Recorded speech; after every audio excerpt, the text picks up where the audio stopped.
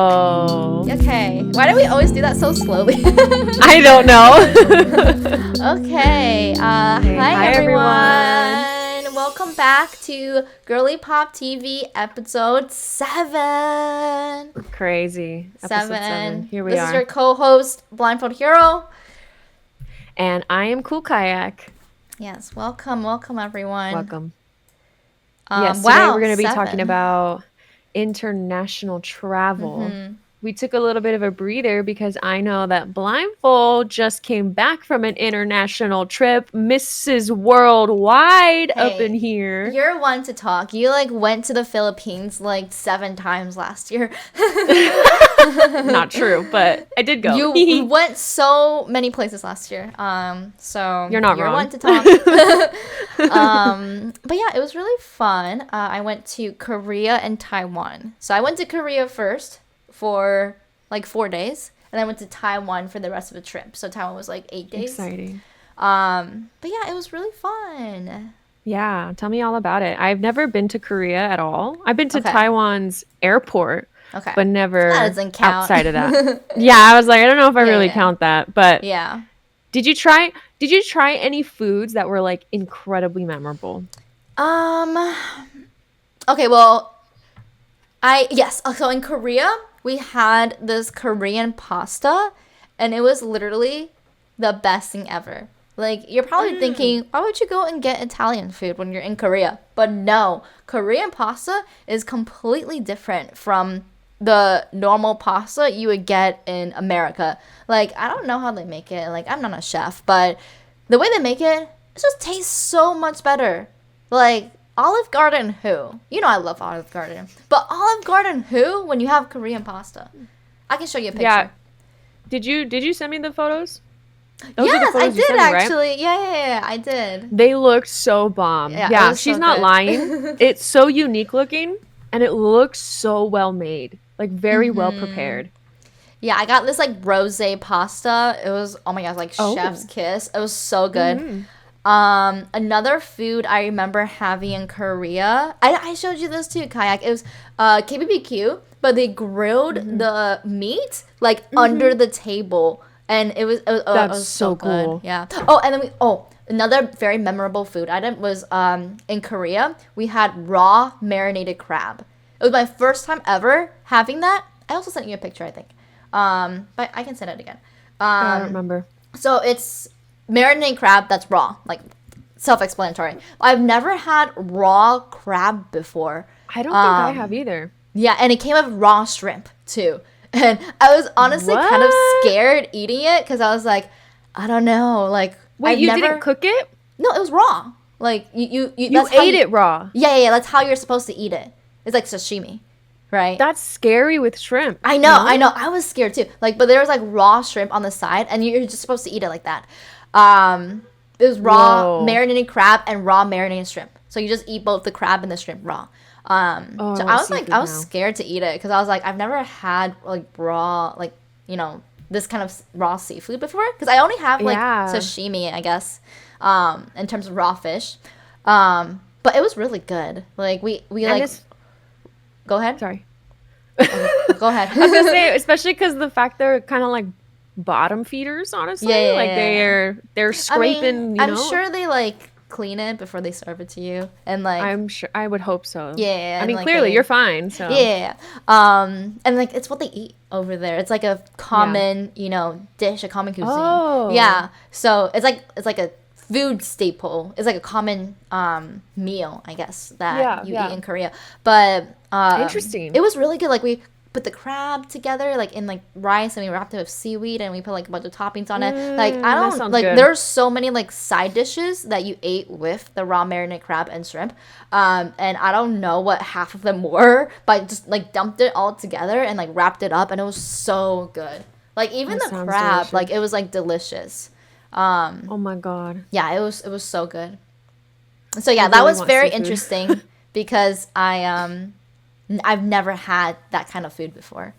So that was very interesting. And I feel Taiwan, so it was probably my 12th time going to Taiwan, so I've had like every food I had in Taiwan I've had before, you know? So I guess in that instance it was less memorable to me because in Korea I was trying a bunch of new foods for the first time. But in Taiwan it's all foods I've had before. It feels more instead of like it was like not me trying new things, but it was more like me, you know, eating the foods from my childhood once more. So it had more of a nostalgic sentiment to it rather than like, oh, you know, I'm trying this for the first time. And that was kind of like the trip in general. I feel like Korea, like people always like ask me like after I got back from the trip, my friends were like, oh yeah, which place do you like more, Korea or Taiwan, you know?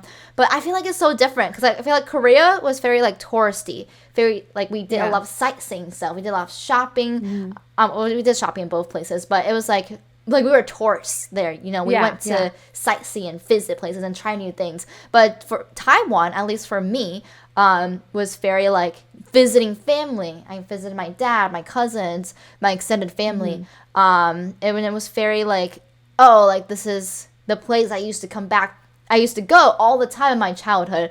So it was less touristy and it was more like family based and more nostalgic and just like remembering, recounting different memories I had in the past. So it was different experiences. So I can't really compare them. No, I know what you mean. That's kind of like when I go to the Philippines, like I don't go as a tourist really. I go to visit family and to hang out with family, eat food with family, or even just eat at home versus going out to eat all the time.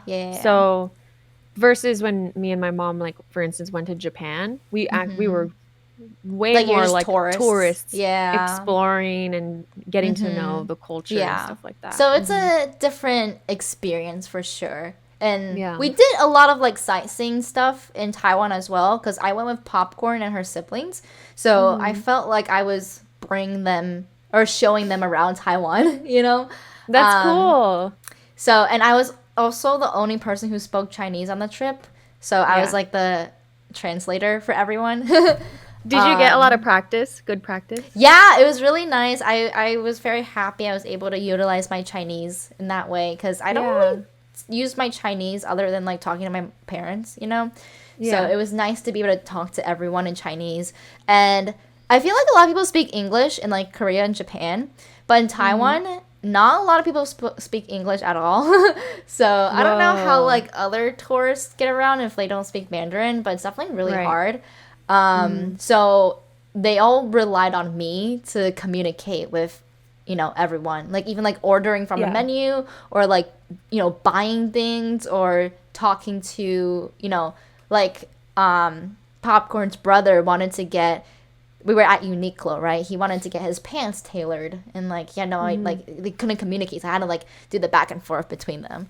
Wow. Yeah, because it was everything. I was like the translator and I was like, okay. That's like super great practice though. Yeah, like, for sure. You're put in different scenarios and now you have to use like maybe different words that you wouldn't normally use on your day-to-day speaking Chinese with your family. So that's cool. I know. Really I learned some new words too because sometimes like we were ordering like drinks and stuff and they wanted one of them wanted to order a kumquat drink and I was like, I have no idea how to say kumquat in Chinese. I barely even know what that is in English. So I had to like Google Translate it, and I was like, oh, like you know what kumquats are? They're like orange fruits. Honestly, I feel like I barely know what they are. Yeah, they're like an orange fruit. I know it's a fruit. Yeah. So in Chinese, it's called jingju. So jing is gold in Chinese, and then G is orange. So it literally translates as like gold orange. That's a Chinese kumquat. is so cool. Yeah. So I was like, like oh, that's everything so has such a meaning. Everything has so meaning to like the words. Like just that in general is really cool. Yeah. So I was like, wow, I'm like learning new words on this trip too. So that's awesome. Yeah. Yeah. Yeah, I feel like that was my experience. I mean, I don't really speak Tagalog. I know like a few words maybe, and I mostly can like understand context and like pick apart a few words here and there to understand what's going on. But for the most part, I would say I'm very low tier when it comes to Tagalog. And while I was on the trip, if I were to have stayed like say for 3 months, I think 3 months of being in the Philippines, I could Yeah, definitely for really know the sure. language a lot more. I think the number one way to learn a language is not Duolingo or taking classes. Is literally to immerse yourself in the environment that they It speak the really language in. is. Like you can, like Yeah. honestly, you cannot 100% master a language if you don't talk to local people that speak that Yeah. language as their first Yeah. language. Like you will, like no matter how hard you study, you will never, like I truly believe you will never be able to master a language if you never like immerse yourself in that environment. I totally agree. And like that's why eventually when I've been learning Spanish since I was a Yeah. kid, basically. But like I have never truly felt very like I know what I'm talking about or even conversational. Like I can probably do very small things like ordering food, for instance, but other than that, like carrying a conversation over time feels like that's too Yeah. hard. I would really have to immerse myself into something, into like a space where I can speak Spanish more often. I'd be forced to kind of Yeah, speak it more. exactly. Like living in Spain or Mexico City, whatever. That's why I think like study abroad programs are really amazing. If Yeah. you're in college. So I recommend everyone if you're in college to try out, a study abroad program if you Yeah. can. That's something I wish I did. Yeah, me too. That I didn't I do didn't do that. it. Yeah, but I really wanted to. And Yeah. it's good to like get, more perspective on other places in the world. Yeah. Like even me, like I feel like often I'm very US centric, or Yeah. even just like North American centric, Hmm. And when I went to Korea and Taiwan, I'm like, there's like so many things, they do differently. Like the culture is different, the people are different. Honestly, like they're all like, it's all better, than the US. Yeah, I hear At you. least the US that is, currently. So I think it's really good to, you know, step away from the place that you've lived in your entire life and discover new cultures and new people and different ways that people live their lives. So just being able to explore and know more of the world, Like, Definitely. I honestly do feel sad for people that have never left their country that they grew up in. And Yeah, I know it can be hard because of financial reasons and other definitely. personal reasons for sure. But I do wish that everyone can travel internationally because you just get Yeah. so much, like, a much broader perspective on life, Hmm. when Hmm. you go visit other countries. Yeah. Yeah, both Blindfold and I were raised in the United States. Yeah. I have been here since I was a baby, born here, raised here. I've never lived in another country before, but I have visited um, to several different countries throughout Europe and Asia, and recently came back from Europe because I have family that live in Europe currently. So that's kind of my way in order to like go there, is so I can like be with family but still get to travel outside the United States. Yeah, for sure. I Yeah. like going back to Taiwan. I'm like, oh my gosh, I want to live here. Like, Yeah, I I get really what you mean. do. I Uh-huh. want, like, I'm like, I don't want to be in America anymore. Yeah. Like, it's hard because, like, my job is here. My family, Yeah. my friends are here. You know, I can't Yeah, really. My it's my reading in my reading and writing in Chinese is very elementary level, so it'll be hard. And I don't really know a lot of people. But I don't know. yeah. I'm like, just like the location wise, if I didn't have, if family and friends and work and money wasn't an issue, like if I just like reset my life to zero, I would want to live in Taiwan. Like, it's just so amazing over there. Like, Yeah. everyone's just so friendly. Like, it's just nothing like the US. Oh, for sure. I totally get what you're saying because that's exactly how I felt when with the Philippines, where I was like, Yeah. I could definitely see myself living here, even though I don't really know the language. Like, it would be a huge sacrifice, and it would I be remember way out of my comfort zone. right when you got back from the Philippines, you posted a story on Instagram that was like you were able to discover so much not only about your family but also about yourself in the Philippines, and it felt like you were able to Yes. like connect with like the deepest parts of your soul essentially Mm-hmm. while you're in the Philippines. Yeah. And I felt that. I felt the exact same way when I went to Taiwan.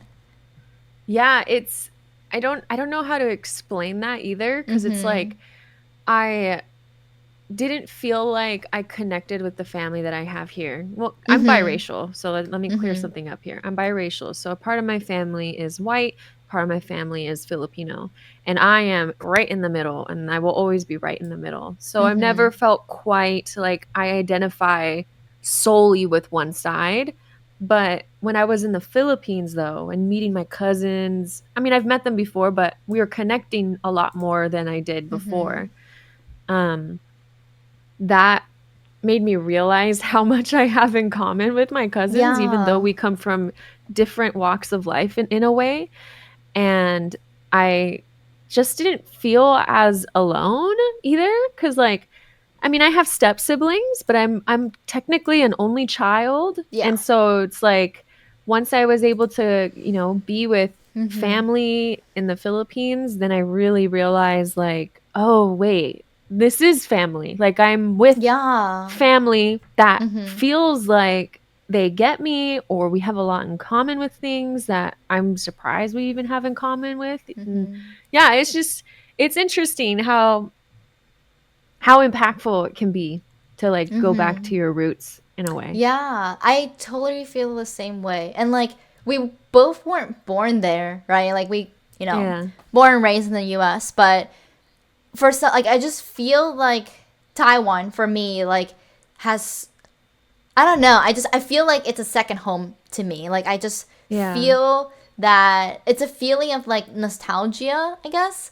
And Yeah. it's a feeling that like sinks like deep into my roots, kind of like it Mhm. goes into my soul. Like it goes beyond my physical existence. Like it sounds a little crazy, but I Mhm. can like feel like my ancestors, like I get it, I I, get I don't know, it sounds it. crazy, but and a little spiritual, but I'm like I can feel like my ancestors calling out to me when I walk on Yeah. Taiwan soil. Like I don't know, that sounds crazy, but No, I get what you're saying. And I feel like I've mentioned this, not here, but I've mentioned this on with some other people, but my experience whenever I've been to the Philippines is that I feel like I can sense even like my dead relatives. yeah, yeah, yeah, yeah. So cuz every time I go to the Philippines, we visit, the graveyard, the cemetery and we give our own version of grace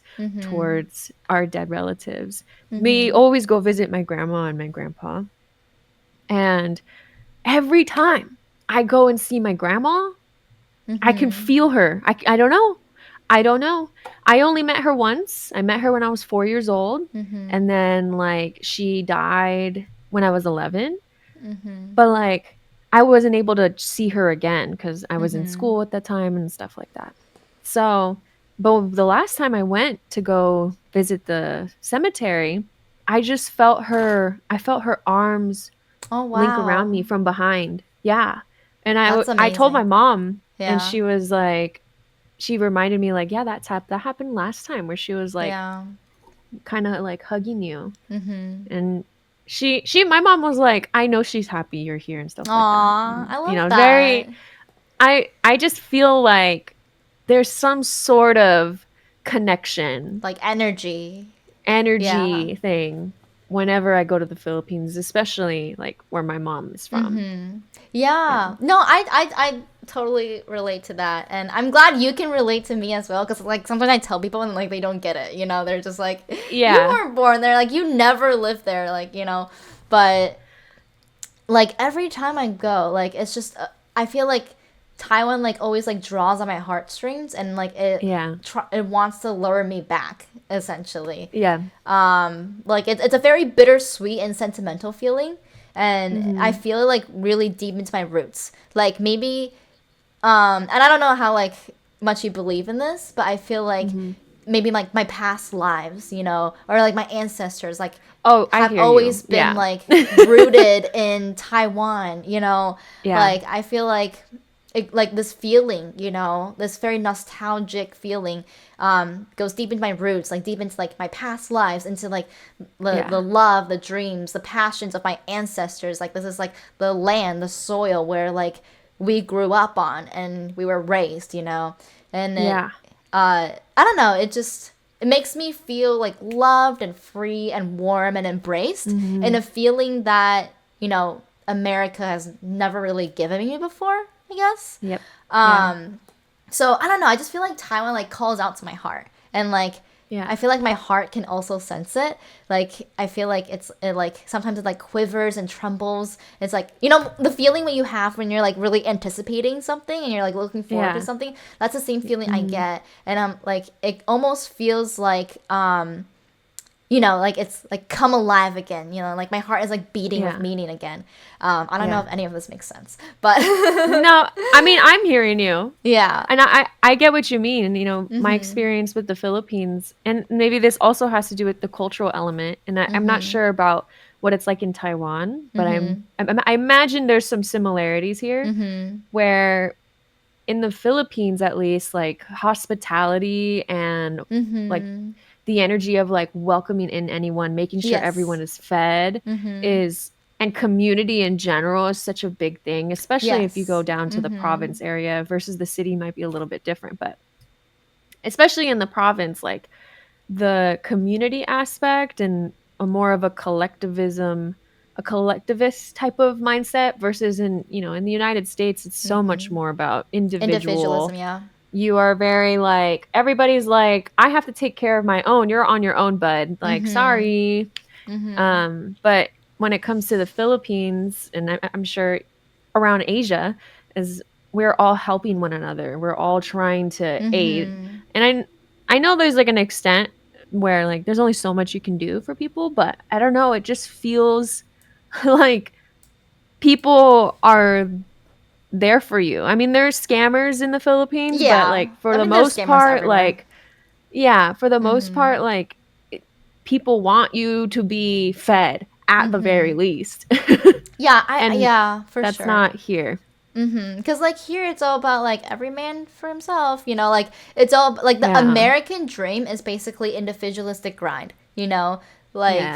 but in Asia, I feel like it's like you said, it's very community focused. Like, in America, you're just like, oh, if you like just cut off your parents if you don't agree with them. But like that would never happen in Asia. Like you're taught to it's a different story. Like take care of your parents because they raised you, So when they're older, you have the responsibility to like take care of them.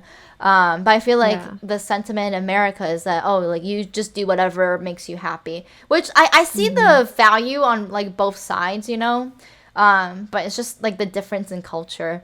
But yeah, like in Taiwan, like everyone is so friendly and like it's a level of like kindness that you don't see in America, or not just kindness, but just like overall like respect and politeness for other people.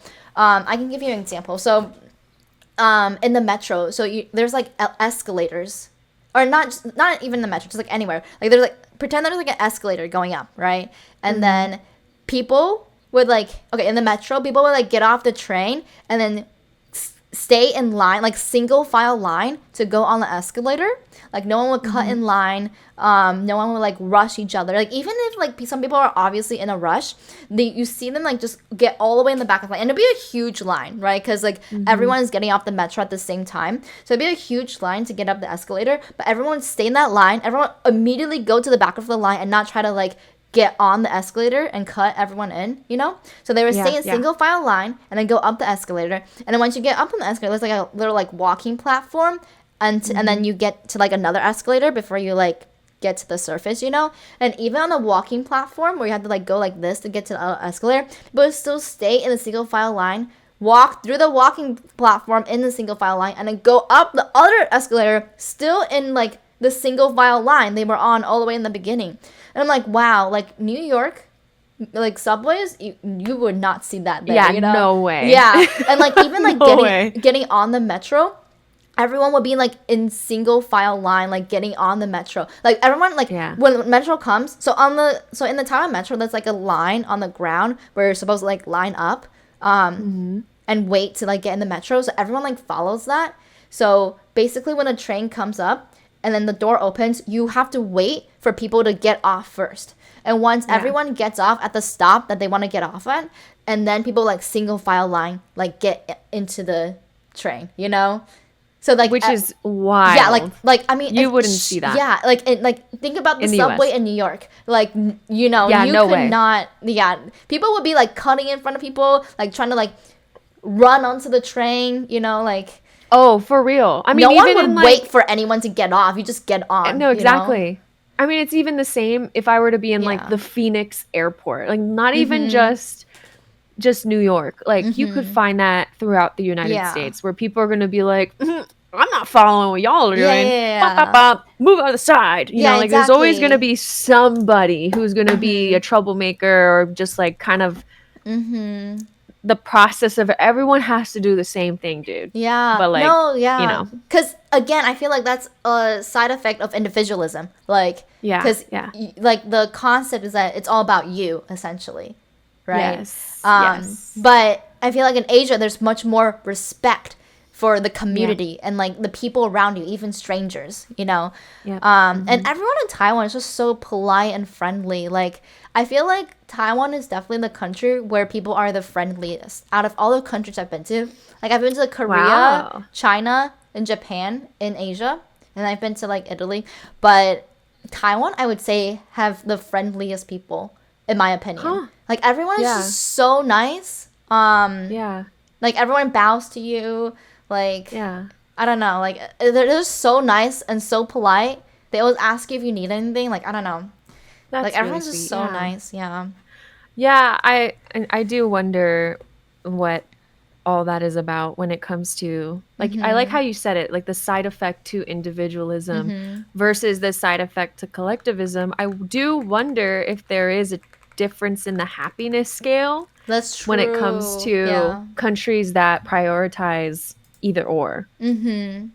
Because like I mean, I think I've read that like Norway and one of those countries up there is like their happiness scale, but I'm not really sure where they're at in terms of collectivism versus individualism. Yeah, I don't know much but about it's super Europe. cool.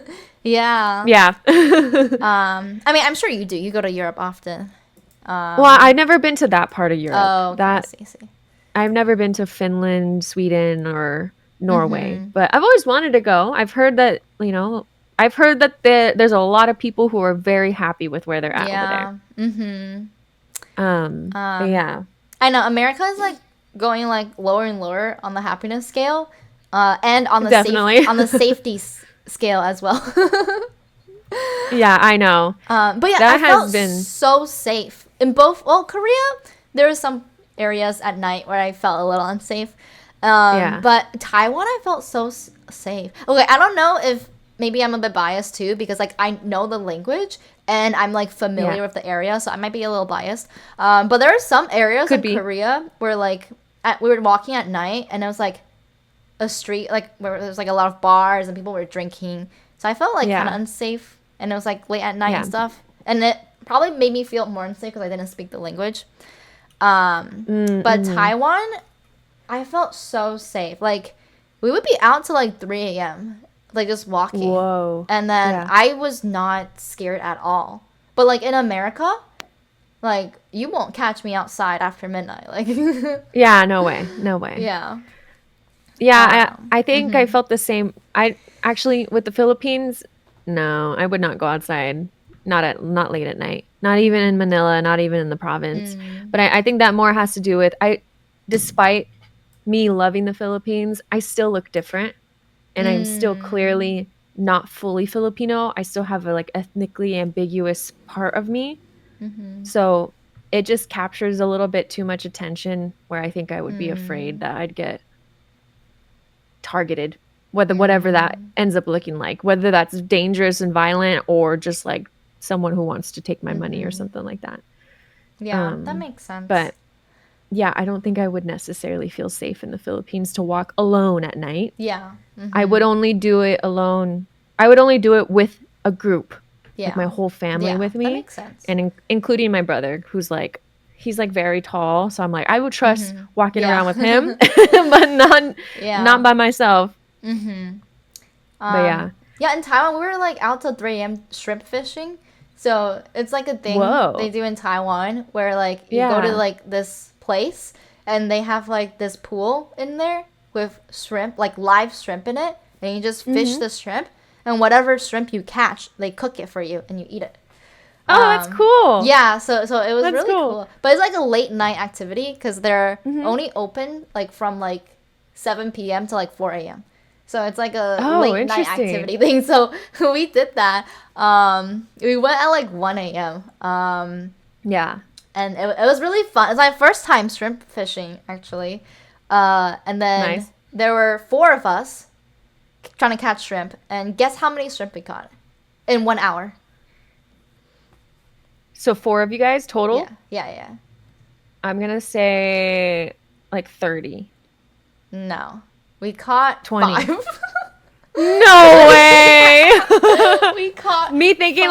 like 5 each at least. No, we caught 5 shrimp.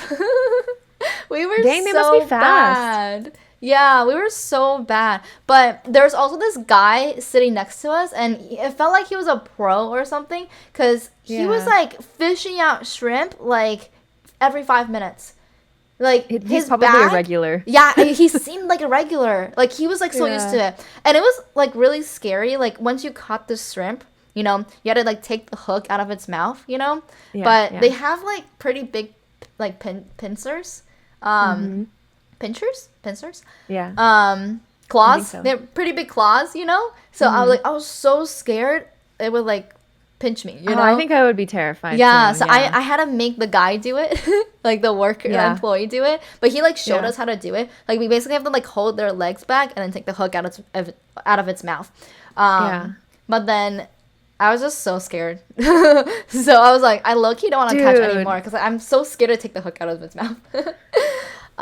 See, that's what's so cool because like my mom is the same. She can easily be like boom, boom, boom, boom, boom with shrimp, Yeah, and I just like teach me your ways, yeah, dude. yeah. The Asians that are from Asia know how to do Yeah, it. literally, the guy next to us, like every time he fished up a shrimp, he was like, fish, grab shrimp, hook, put it in bag. Next, That is so cool. Yeah. I'm like, What a flex. wow. I'm just like such a weak, scared American. I know. Literally, in those kind of moments, I'm like, damn, my American is showing so I hard know. right now. There were so many times on the trip where I was like, wow, I'm just American. Like even like the metro thing where I talked about like people were like waiting in line. Like at one Yeah. point, like I was like the train pulled up and the door opened. I was like, okay, gotta rush to get on the train. So I like immediately Yeah. went to walk on the train, and then Popcorn was like, no, you have to wait in line. I was like, oh, I forgot there was a line to get on the train. No way, you were the person I that know, did I that. was the person. I was like, sorry, I'm a dumb American. I know. That's the thing with like traveling to international countries outside the US is like you kind of have to like really read the room Yeah. so much more cuz I mean, life would be like navigating your, day-to-day travels in Italy would be so much more different than doing it in like Asia cuz Italy is already pretty chaotic. Like the driving's crazy, there's people everywhere, especially in the city. I'm talking more like Rome. But when it came to, I'm sure Taiwan's a lot more orderly when it comes Well, to we were in their- the city the whole time too. Like we were in Yeah. Taipei the whole time, so it was like Uh-huh. it's like equivalent to like Seoul, Tokyo. It's like big city, right? Yeah. But Tokyo but is even everyone- very orderly. Yeah, With yeah, the way that's they what I'm navigate saying. their city. Like they're all Yeah. like really big cities, but if you compare it to like New York City, like another Yeah. city of similar size, like it's so like orderly and respectful Yeah. and clean, and New York is Yeah. like so Gross. dirty. Yeah. Oh, and like that's another like culture thing is that there are no trash cans anywhere. It's so hard to find a trash can. So you just have to like Huh. carry your trash with you. That seems But the on brand for. streets are also so clean. Like you're like, Yeah. I think littering is like illegal or something. Mhm. Or if not illegal, it's like very frowned upon. Mhm. But there are also no trash cans, so we just like had to hold our trash for the longest time in both Korea and Taiwan. We should make it in the United States where anytime someone litters, we're just like booing them. Yeah. Boo, boo, Yeah. because like it should be very frowned upon, but so many people do it here. Like New York City, there's just trash bags lining the streets everywhere, you know? Oh yeah, I It's mean people like, just be pissing on the streets and yeah. honestly shitting in the streets. Yeah. It's And the same like, with Paris. Paris is the oh, same. It I've smells never like been. pee there. There's always like Mm-hmm. the driving is incredibly chaotic, Mm. and there's a unfortunately they have quite the homeless population there too, Mm. and people are just roaming about everywhere. It's the same with Rome. When I went to Rome, it's like chaotic driving. There's so many people everywhere. I don't remember the homeless thing though. I don't know if there was a lot of homeless people. Mm-hmm. A lot of people selling on the Wow, see, streets you though, you like are a selling world things. traveler. Kinda, just a little. Oh, a lot. Mostly pre-COVID. Yeah. No, wait, last year. Yeah, okay, true. Mostly Germany though. I just visited Germany. Yeah. But it was, like it was also really nice to like disconnect from everything on my trip, like social media Yeah. and news wise, and to Yeah. just be able to live in the present and Mhm. enjoy the all the wonderful sights and people that I was singing and the people I was with. Because I Yeah. feel like especially right now, America is like on a downward spiral of like depressing news. I Yes. feel like every day in America, it's like another thing that's super That's terrible. just like yeah, yeah. Yeah. So it was really nice to take a break from that because like I felt That is none of that in awesome. Asia.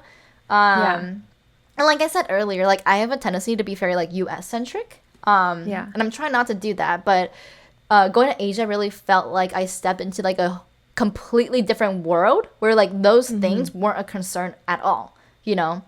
Yeah. Yeah. Um, I feel like, like people over there like don't maybe they don't care or know much about US news at all cuz like why would they? It doesn't like concern I mean, them. yeah, it doesn't Like if yeah. if they're not like a political person. Right. But I mean, it's not like I like went to interview locals and be like, "What do you think about the political climate of the U.S.?" But like Right. when I It was there, still like I affects didn't yeah. hear anything about it. Right. So Yeah, it affects other countries differently, some more than yeah, others, but for the most part, like the ones who are taking the hardest hit is the people who live in the United States yeah, or who are from the United yeah, States. exactly. So it was just nice to like take a break to be able to step away from the political Mhm. climate that is the U.S. Yeah. And just like not even like politically, like just in general, it was nice to like put my life on hold and like all the worries I have about like work or whatever or like I don't know life and just like be in a Mhm. different country. Like it really felt like I stepped into like a brand new like world. Yeah. It Yeah. felt like a much better place than real life. So that was Yeah. really nice. That's real though. Like it's crazy that we can't just navigate life like that either. That it has to be Yeah, where we have have to to go on take a vacation. breather from Yeah, the the shackles of capitalism yeah. and move go to somewhere completely different in order to feel like at Mm-hmm. least some sort of release from that. Yeah. But I mean, yeah, I'm glad you got that. yeah, That's thank you. really awesome. It Yeah, it's was super definitely really nice. yeah. I think my favorite part of the trip though, was not the sightseeing stuff. I mean, the sightseeing stuff was like awesome, like bought a lot of stuff, saw a lot of things. But I think my favorite part is definitely meeting the people, versus Mhm. like actual locations, especially in Taiwan. Because I met so many people, I forged a lot of new relationships, and I also strengthened like existing relationships. Because I saw my cousin on my dad's side that I haven't seen since I was like 5 years old. Well, two Wow. cousins actually. Yeah. So it was basically like I was meeting them for the first time ever. Mhm. Because I haven't seen them since I was like a baby. So I had like Wow. no idea what they looked like. I barely remember their names. Yeah. So it was really cool to be able to like discover the side of my family that I never really met before. Mhm. And Mhm. like Mhm. we never like talked throughout like the time we like didn't see each other, So it was just like these unknown people in my family on my dad's side for the longest time. And being able to meet them, I guess, basically for the first time ever in person in Taiwan was very, I guess, eye-opening. Like, it was very heartwarming, I guess, to be able to meet and get to know these people that are related to me that I had, like, no idea about beforehand. Right. Yeah. And I also met my cousin on my mom's side, who I haven't seen since I was in 8th grade. So it's been a while on that side as well. And I don't know, it was just really nice getting to like reconnect with different parts of my family. Because like you, I'm an only child and I don't have that much family here in the United States. So I've always been used to being very alone and lonely and just kind of like on my own, And like the only people I would talk to would be my mom and my dad. So it was kind of amazing, I guess, very sentimental to see that, oh, I have a lot more family over here in this foreign country, like family exactly. that like I'm like realizing like, oh, this is my family, I have more people, that are related to me. Even though I knew they existed, but like it kind of felt like they didn't exist, I guess, because like I never talked to them. Well, you didn't grow up? Yeah, you didn't grow up with them. You didn't talk to them. Never like stayed in touch or anything. Like last time I saw my cousin on my dad's side was literally when I was 5 years old. So like, wow. Yeah. So, and it was kind of sad because I'm like, oh, like I just think about all the misconnections I have, from like the past 27 years of my life. I'm like, wow, like if only I like stayed in touch with them, like maybe like I would have had a different life, different childhood, growing up, So maybe I wouldn't have felt less alone, Yeah. But when we met up, we all added each other online. So Line is like the messaging app they use in Taiwan. Yeah, I'm familiar with the app. Yeah. Yeah. So we all like added each other online. And then they all messaged me like, oh, like hope you have a safe flight back to the U.S. and stuff. Aww.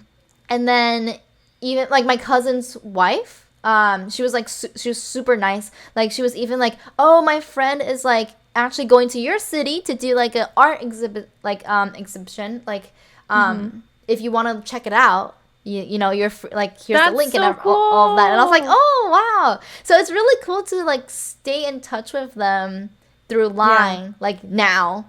And I hope to continue to stay in touch with them and continue to reconnect with my family and kind of fill in those missing gaps from, all those years of not realizing I actually have all this family out there. So it was just really nice to forge those new bonds and connections with my family. Yeah, that's so sweet.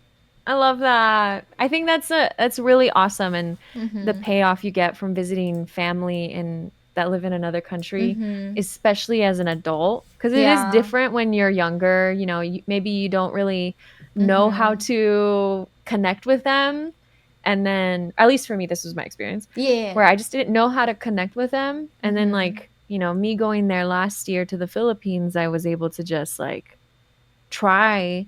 I mean, even just, like, learning the language, I'll be typing it in my phone. And, like, I'm like, okay, this is how I say it. And I'll try to say it. Or even just stuff like that where I'm just, like, I'm just going to be open because I want to know these people I'm related to. I want to know them. Yeah, I felt the same way. Because you have a lot of family in the Philippines too, right? Yeah, like so much. So many cousins, uncles, aunties. Like way more than like the U.S. for sure.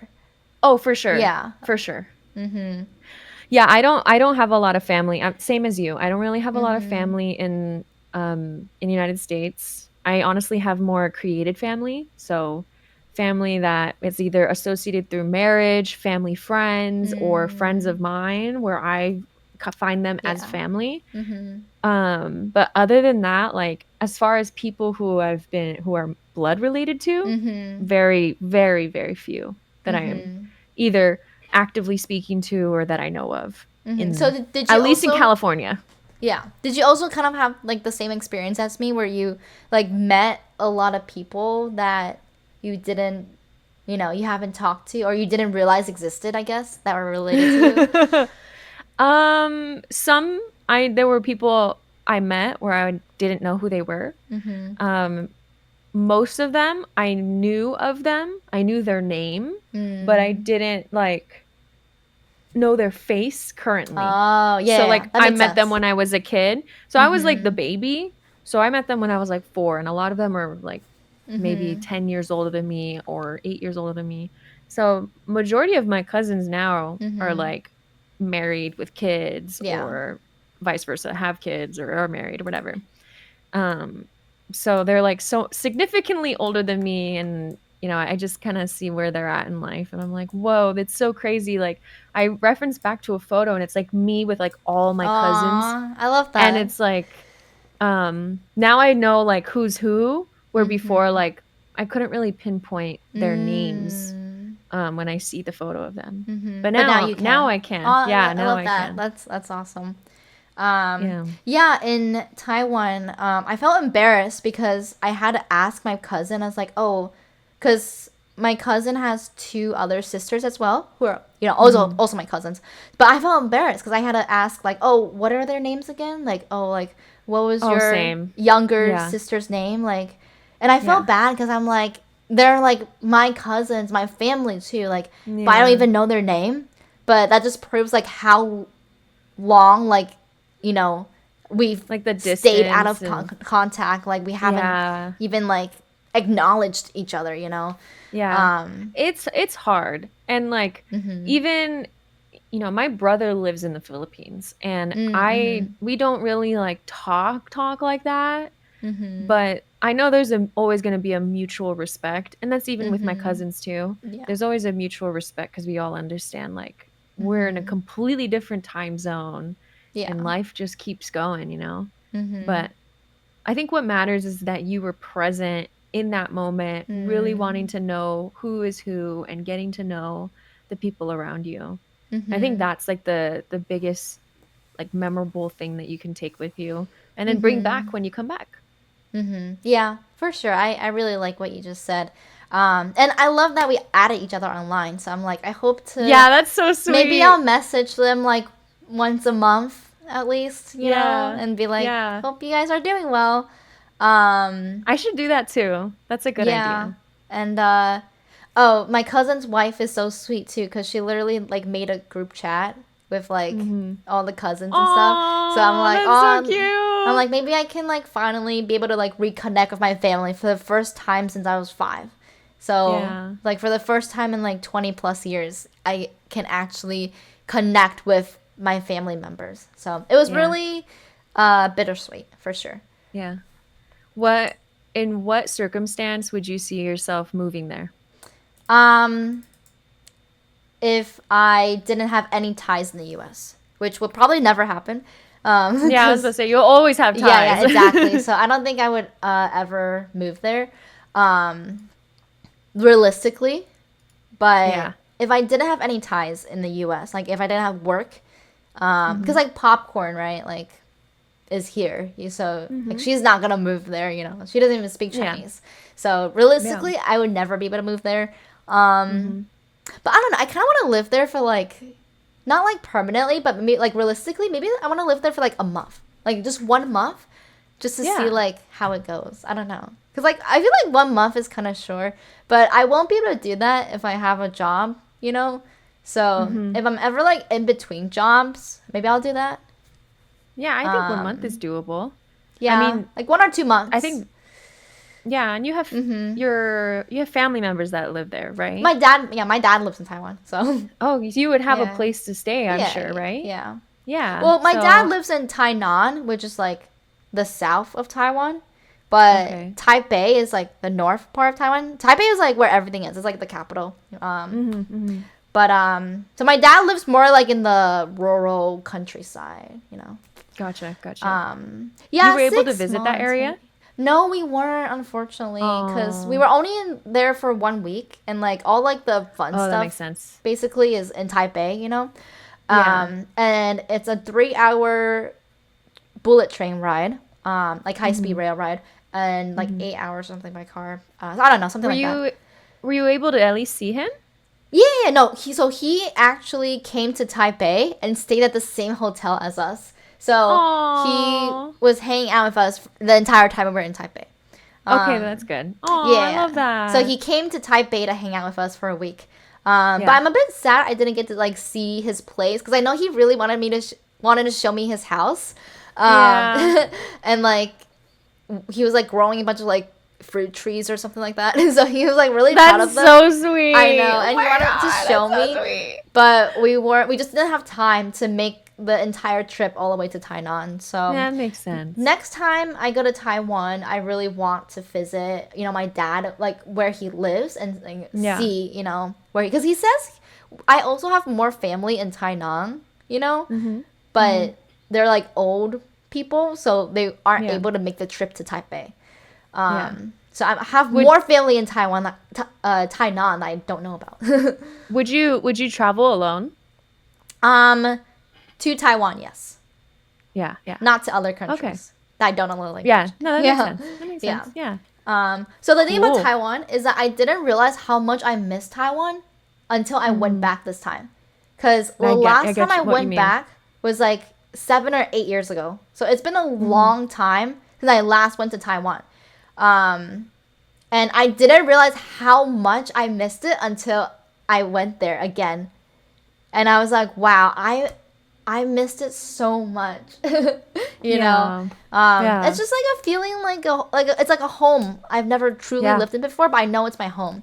And Yep. now that my dad lives there, because he just moved there, because he used to live in the U.S., but he just moved there like last year.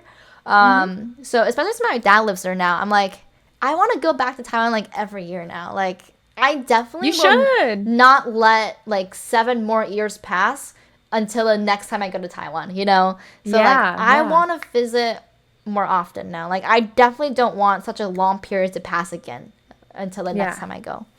I know. I keep telling my mom that too. And it might be where we have to do it like every 2-3 years or something like that. But the last time we went was like 2018. And then we visited 6 years Yeah. later. So it's Yeah. still a long time since the last time we've been there. But Yeah, because I yeah. didn't travel at all much since I guess like COVID happened. Hmm. So I guess that's a reason, but I don't know. Like I definitely want to go back more. I don't want to, that gap to be so Yeah, to long be like as it did long. last. Yeah. Yeah, yeah, That yeah. So makes I'm like, oh sense. my gosh, I want to go back every year. I don't know if it's like, financially, like realistically possible, but I'm like, Yeah. I don't know. I just want to go back every year. Yeah, Yeah. You'll figure it out. yeah. Yeah. I But yeah. mean, traveling to another country, especially when that feels like home, is a different type of Yeah, for sure. experience. And not Yeah, everybody I gets agree. that experience. Um, So that's really yeah. special. Yeah, 6 months. Yeah, I feel like a year. Yeah, I feel like it would be amazing to live there for like 6 months, but I feel like I would miss popcorn too much. Like it's just hard to, be away and do like long distance and then a relationship. Oh, yeah. Especially But that big of a time gap. yeah. Yeah, that's pretty, And like the that's hard. time difference as well. It's literally a 12-hour time difference. So the days and nights are like Yeah, literally no, swapped. exactly. Yeah. Yeah. But I think like maybe 1 month if I'm ever like in between jobs. That would Yeah. be cool. But Yeah, I think I would want to try to live in the Philippines for like 3 months. 3 months. Oh yeah, that'd Three, be cool. Yeah. yeah. But I'm scared more for like a safety issue just Oh. because, Hmm. yeah, just because I look different and I'm clearly like from the U. I don't know. Isn't I'm from the U.S. I look like I'm from the U.S. And so I don't know. I think I would be comfortable living there longer if I spoke the language That makes fluently. sense. Yeah. Yeah. I If I'm definitely able think to I kind feel of navigate. yeah. I definitely think I feel safer in Taiwan because I speak the language, so I'm able to like do everything myself. Yeah. Yeah. And navigate completely by myself. Oh, I was like the navigator on this trip. I was a Nice. translator, the navigator, everything. Yep. But the language is definitely an important part of why I feel very, very safe in Taiwan. Yeah, I'm sure. And like, I mean, when I'm with my mom, I know she understands even just the underlying um inklings, I guess, like just like gut feelings. Because my mom is very much like, okay, here's what you're gonna do. You're not gonna say a word. I'm gonna like, we're gonna buy whatever we're gonna buy. Don't say anything. Don't say anything because they'll know you're not from here. So you just keep quiet. And even with the way I dress when I'm there, I don't dress like how I dress here. I wouldn't wear like the jewelry that I'm wearing. I would keep it very, very simple and like probably just wear like t-shirt, shorts, or tank top shorts kind of vibe with some like chinelas or something. And then I'm good. But like I wouldn't, that's the only thing about living in the Philippines where like I don't want to like get too much attention because too much attention could draw evil eye. You know what I mean? I see. I see. Yeah. I don't know. If that's just the I guess that's just what's different about the Philippines. But maybe if I blended in more and could speak the language, I'd be good. I see. Yeah, that makes sense. But yeah, I would love to live in Taiwan if I didn't have ties to the US, but sometimes I'm at a certain point in my life where I'm kind of just like in between like jobs, taking YOLO. jobs, YOLOing, where like sometimes I do genuinely think like I could just peace out if I wanted to and try. Yeah, that's true. But it is scary. It's scary to make a huge change like that. I mean, I love the job I have now, so no, I wouldn't. And that makes sense. Leave for a long time, unless I was forced to. But yeah, I just love financial stability. I get that. I get that. Can we show like some goodies? Yeah. So from my trip to Asia, I got these in Japan. Ooh. Wait, when did you go again? Was it November? To Japan, I went to Japan. In 2018. 2018. Oh, okay. During the fall. But Philippines was November last year. The Philippines, I went in September October. last year. So this is September. Okay. Yeah, okay, gotcha. And I got these stickers. Nice.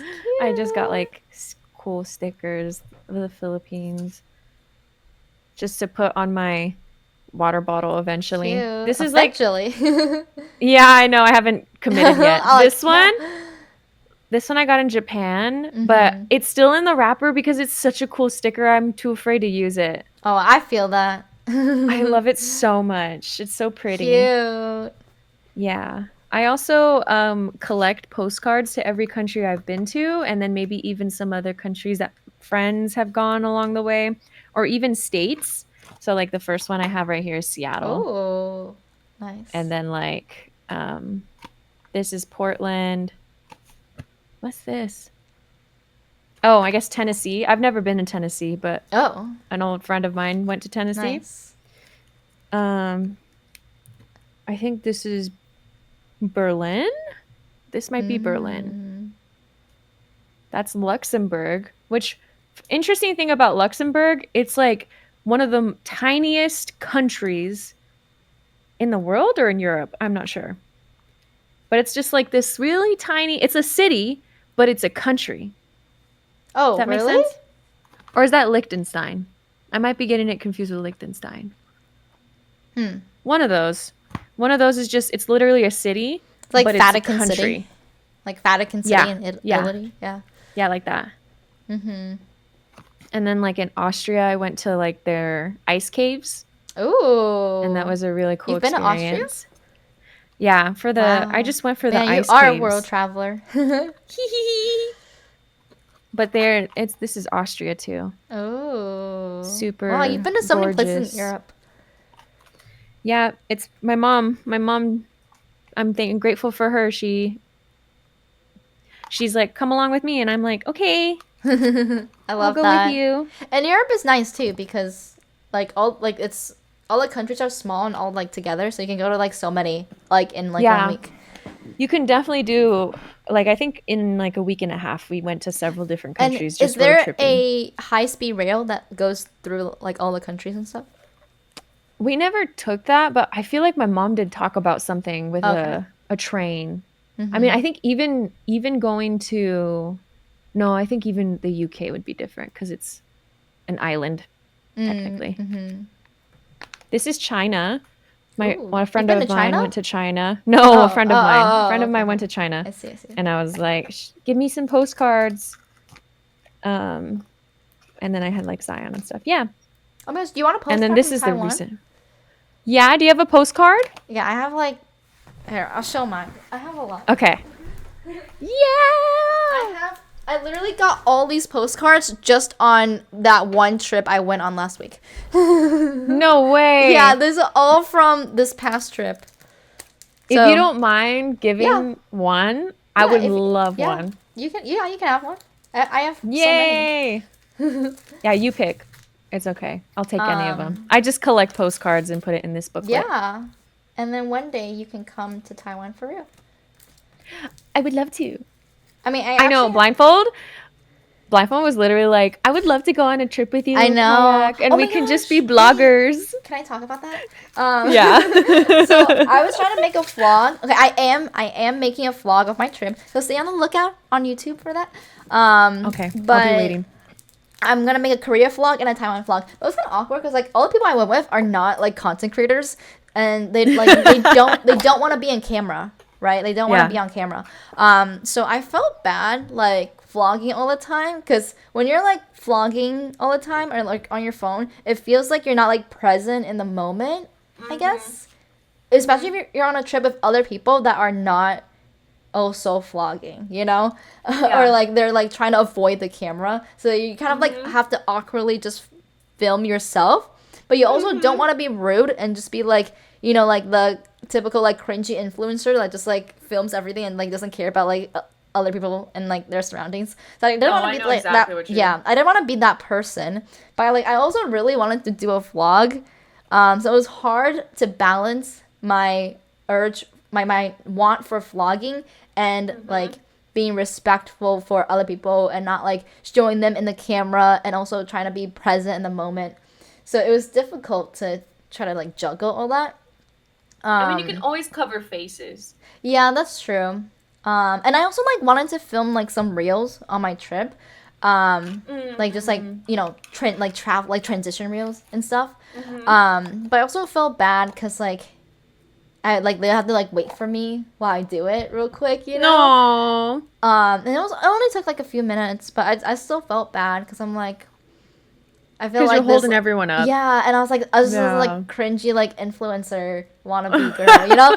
So I felt bad. So I was like, man, it would be like more fun, not like more fun, I guess, but it would be a different experience to go on a trip with like another content creator and like so we could vlog together. I don't know. I feel like that'd be fun. Yeah. I feel like that's a hump of like being a creator that I'm having a hard time with because I also feel that where I feel cringe and I'm like, oh, I'm being that girl right now. And that's really cringy. That cringy influencer. Yeah, and I'm feeling cringe about it. Yeah. So let me just get this done. But then it doesn't, for me, like, I don't put in the same amount of effort when I get into that mentality. So I end up either forgetting to vlog as much as I wanted to vlog, or I just end up deciding like, oh, I'll do just a little bit and then I'll focus on everybody else. Versus like if I was, you know, with other creators traveling, I think it would be a different story. Yeah. But then again, like sometimes I just want to hang out with people and be present with everyone. Yeah. That I just completely forget to even take photos or record. Yeah. I just like, I have a hard time. Like I have a hard time remembering to be the creator. Yeah. Because I love like spending time with what's in front of me. And like it's just like the same thing you said. Really like, good, it takes you out of the present moment. That's really good though, to be in the present and be mindful and respectful and aware, you know, of other people and yourself. So that's really good. That's actually better than the alternative where you're like not present at all and just like vlogging all the time on your phone and being that's way better than alternative. Or even just like setting up the microphone if you're getting that like technical. Like I don't know. It's when you're with people who don't get it or just aren't in that world. Like, I don't want to be rude. It doesn't feel good. Yeah. Like, I brought my gimbal on this trip and my, like, mic. like my lavalier mic. But I didn't use it at all. I lugged all that equipment to Asia. I didn't use it a single day. I get you. Because I was like, it's happened to me too. I was like, I don't like, gimbal is like pretty big, and it also comes with like a selfie stick thing, and I'm like, I don't know, like, I felt like, I don't want to say like embarrassed, but I was like, I don't want to pull this out in public, especially if no one else is doing it, and it's just me, Yeah. So. I don't know how other influencers do it. Yeah. I mean, sometimes I'm like, man, who cares? Just do it. Yeah. But at the same time, in the moment, I'll feel that like, oh God. Mm-hmm. But yeah, that same thing happened to me when I went to the Philippines. I didn't even touch any of my stuff. Yeah. Barely touched it. And then like, unless it was for the documentary thing, that's the only time I would use it, because it was justified. Like, oh, I'm making a documentary though. But if it was like my own vlogs and stuff, like I would take videos every now and then, but I wouldn't get out like all the stuff that I brought for it. But when I was in Europe and I was walking around by myself, like in Germany, I feel relatively safe actually in Germany, just like being able to walk around. Even at night, I would feel safe. So when I was going out by myself, I felt safe to just kind of like get my gimbal out and just start recording and like set it down somewhere and walk, and then come back to the camera, and we always edit that part out, you know what I mean? But so when I was by myself, it was a different story, but when I'm with people, I feel a reluctance. No, me too. I think when you're by yourself, it's different because like it's just you, and like I don't care about strangers, Yeah. Same. Like I'll do what I want with my content if it's by myself. But when I'm with other people, I'm like, I don't want to be rude, and like, like when you're doing content, like filming yourself, it's like you're doing this for you. It feels a little selfish almost, and you're like ignoring everyone else around you, and like everyone else has to be quiet, and then they have to like not be in the camera. Like, it's just a lot, and I don't want to be rude and take up people's time like that. So no, that's a good point. It's like you're a director on the set, but nobody consented. Yeah, exactly. Nobody consented to be on camera. Exactly. And I know the people who are with me do not like being on camera, especially not when like. They have no makeup on. They're not, like, dressed to be filmed. They're just trying to, like, be themselves and, like, enjoy being in the present. So I understand they don't want to be Which is valid. Filmed. Yeah, so absolutely. Valid, yeah. But it's hard to juggle that, so. No, I get that. Yeah. So, yeah, we can go on a trip. Okay, sounds good. Oh my, we should do like 1 week in the Philippines where you show me around, and I'll do one, and then we can do 1 week in Taiwan where I'll show you around. Oh my God, that would be sick though. Yeah, that would be fun. Yeah. Oh yeah, but here are my postcards. So this one is of Jofen, which is like a city kind of like outside of Taipei, and there are like lots of cats in here. Have you seen the movie Spirited Away? Yeah. Oh, yeah. I saw your story about that. So Jofen is actually the town where Spirited Away was based off of. That's so cool. And this is also in Jofen. This is a tea house. So we did like a traditional tea ceremony here, and it was so cool. Yeah. This is Taipei 101, which is the tallest building in the world for a few years until like 2008 or something. Until they built another taller building. But it was the tallest building in the world for a while, for a few years. What knocked it down to not being the tallest? I think it Dubai? I think it was Dubai. Yeah, I don't know. Some building somewhere was taller than it. So it's not the tallest building in the world, but it was for a few years. Trees. Oh, and this is Yelio, which is this like place with like really cool shaped rocks, and these are all naturally formed rocks. They're not like man-made or anything. So and just there's like it's next to the ocean, like the Pacific Ocean, and it's just like rocks, and there's like so many of rocks like shaped like these, and they're all naturally formed. So it's like a geopark. That's pretty cool. This is Taiwanese food, like a cute. More Taiwanese food with cats holding it. So cool. Aww. Oh, I got this postcard just because I really liked what it said on it. It says, "You are never too old to set another goal or dream a new dream," and it has cute cats on it. So I bought it. That's cute. There's another postcard of Jiufen that I bought in Jiufen. Nice. The postcard of Beito, which is like the hot spring district, and they actually had like real hot springs there, like the hot spring like water basically, like the river, the stream was like it circles through like the whole town, the whole district. That's so everywhere cool. kind of smells like sulfur because like it comes from a hot spring, right? Yeah. And we actually took a hot spring bath when we were there in Beito, so it was really cool. This is a Beito hot spring museum. Also the Beito like hot spring like shower area. Wow. There's a rabbit in the hot spring museum, which we actually saw in person. Yeah, that's it. How cool. That's so awesome. I never thought of like collecting a bunch of postcards for like the touristy aspect of like kind of like detailing these are the places I visited.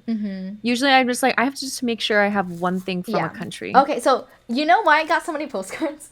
Why? So there were a lot of like stamps. So every like place we went to at the visitor center, you could get like a free stamp. But I had nothing to like stamp the stamp on. So I bought a postcard so I could put the stamp on it. But then I didn't realize that there are stamps at like every location we went to. I didn't know that was like a big thing in Taiwan where they had stamps everywhere. So people usually buy like That's so cool. Yeah, people usually buy like a stamp book like to put stamps in, right? But I was just buying postcards so I could put stamps on the back. And by the time I realized I should probably buy a stamp book, it was already too late. Like I was already too deep into like buying postcards for every single one of them. So I was like, okay, I'll just buy a postcard for every location so I can put the stamp on it. so that's so cool. Why. Yeah. And like all the stamps on the back. So I should have gotten a stamp book, but I just ended up buying a postcard for every single stamp I got. That reminds me of like, have you been to Disneyland in California? No, but I've been to Disney World in Florida. I haven't been there yet. But I don't know if they do this in Disney World, and maybe they do. But when I was a kid, when I went to Disneyland, you get a stamp book, but you get a signature book for all the princesses you come across, and you have the princesses sign their name and stuff like that. Did you ever do that? Yeah, I think so. I vaguely remember that. Yeah, that's what it reminded me of. I see. But don't worry, I do have some unstamped postcards as well that I can give one to you.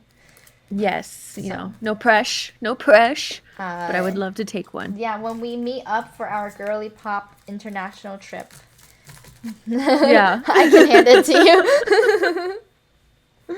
Perfect. Yeah, I think another thing that I collect. So in every country I go to, I collect like currencies, I guess is the way to say it. That's so cool though. So every country I go to, I always make sure I grab, like for instance, like this is the Filipino peso. So I grab like peso, or how much is a dollar, like a American dollar, to pesos, if you know? I want to say 55. I feel like I'm wrong though. Actually, I'm curious. I'm gonna look it up. Okay. Philippine peso to USD. No, wait. Other way around. $1. Yeah, 55. So 55 pesos equals $1. Okay. And then I also I went to Hong Kong recently. So I got the Hong Kong. You did? You went to Hong Kong? The airport. Oh, the airport. Oh, I see. Okay. That's where I got sick. So I went to the Hong Kong airport. I drank their water, and I think that's what got me sick. Yeah. Really? Oh, interesting. When I'm pretty sure. Sorry. Go ahead. No, go ahead. I'm pretty sure I almost had like, what is that thing where like you get swelling in your spine? You drink the water at the airport? Yeah. Oh, I imagine the airport would be clean. That's what I thought too. And it came out like from like this really fancy faucet thing that like for like people who are filling their water cup or water canteens. And it was like, I was like, I trust it. And then like I drank the water, and then the next day I just was interesting. not okay. This one is Hong Kong. I love this one because it has like a fish. So that cute. Is cute. And then yuan. I have a yuan. I'm not sure how much these are. Yen. Sorry. Oh, yen? Sorry. Yuan. Yeah, that's China, right? Sorry for my ignorance. Yes, yeah. China. Yeah, yuan. Yen? Yuan. Yuan. Yuan. Yuan. Yeah. Yuan. Close enough. Yeah. Dang, I thought I was spot on. I'm not gonna lie. Yeah, it's okay. Close enough. Okay. I know how like Chinese, there's such a technical it's sound. like the tones. Yeah. Yeah, that I'm just not familiar with. I'm sure it's the same with Vietnamese. And speaking of Vietnamese, this is one of the money things. I don't know how I got this. I think I got it from my mom. My mom is the true world traveler, honestly. She sounds like it. She loves to travel. This is pounds. Is that UK? England? Yeah. This is Hong Kong again.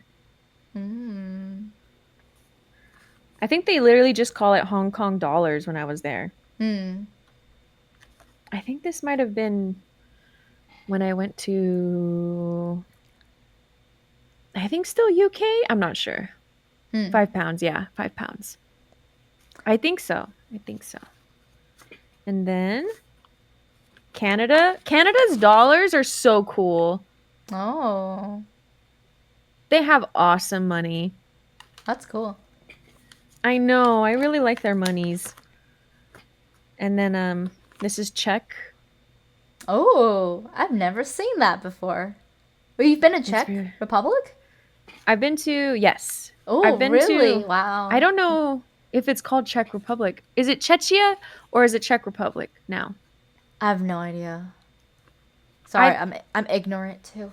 No, I mean, it's okay. You already saw how I said the Chinese dollar. I called it yuan. I'm cringing at myself. I like how you're avoiding saying the actual name now. Yuan. Yen. It's not yen, it's like yuan. Yuan. Yeah. Well, yeah, close enough. Yeah.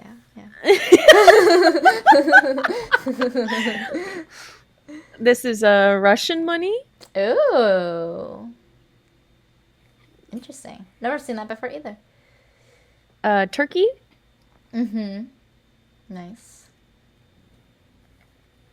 This is francs. I think it's like Switzerland uses this. Oh. They call it francs. Wait, they don't use the euro? No. Oh. Is it Switzerland?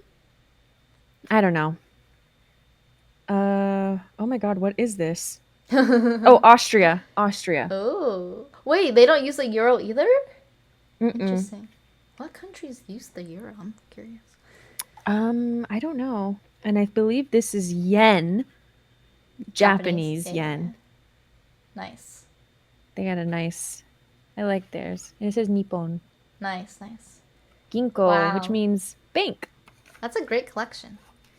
Thanks. I've been doing it for a long time now. I hope to collect Taiwan dollars. Yes, please. Because clearly I don't think I have any. Yeah, they're called Type B. Yeah. Type B? Type B. Type B? Yeah. Type B. Yeah. Yuan. Yeah. But you can just call them New Taiwan dollars. New Taiwan dollars. Yeah. Okay. You know what I just realized from you showing my your collection? You know how like when people think of money, like money is always symbolized by the color green, right? But is that just because American dollars are green? Because every other country has like their currency colorful, is like so many different colors, right? So the fact that we think of green for money just proves how US centric we are, you know? No, exactly. I just mean, even realized just that. like cartoons. Yeah. They do green money. And SpongeBob, Yeah. green money. Yeah, But I like, just the realized Philippines, that. this is a Philippine peso, Yeah. 20, and it's orange. Like, how cool is that? Yeah, like Or money even is yellow? so colorful in other countries. Yeah. It's so cool. Yeah. But I feel like everyone associates the color green with money. But I don't know if they do that outside of the US too. Or is that just in the US? I mean, I think because US it's so especially like dominant media is so dominant. Yeah. Yeah. Like, this is so cool. Yeah, exactly. Franks. I never thought about that before. Man, everyone is just so US centric, and we need to be less US centric. Yeah, we need to stop this nonsense. Yeah, for real. Yeah, but that's such a cool collection. Thanks. Yeah. Wait, you don't have won, do you? Korean won? No. Oh.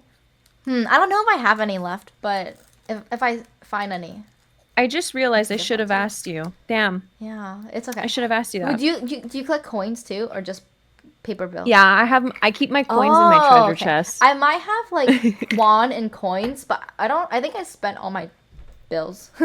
That's okay. I'm sure one day I'll go there.